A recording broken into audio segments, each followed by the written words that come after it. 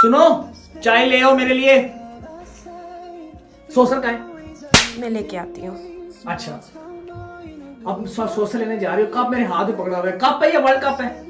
अच्छा दे, मैं ले जाती हूँ, कप ही साथ ले जाती हूँ। नहीं तो अब कप लेके जाओगी वहां पे, सोसर वहां से निकालोगी, कप उस पर रख के और लेके आओगी, तो चाय ठंडी नहीं हो जाएगी?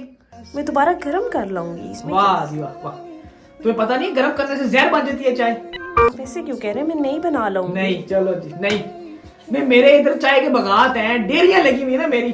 चाय बना के ना तो मुझे कंगाल करके रख दोगी। अब रो रही है? रो रही हो? नहीं, मैं नहीं रो रही। अगर नहीं रो रही तो हंस के दिखाओ। हाँ देखा, ऐसे खुश रहा करो। ये ले चाय। कितना बकाया सोसर में लाया करो।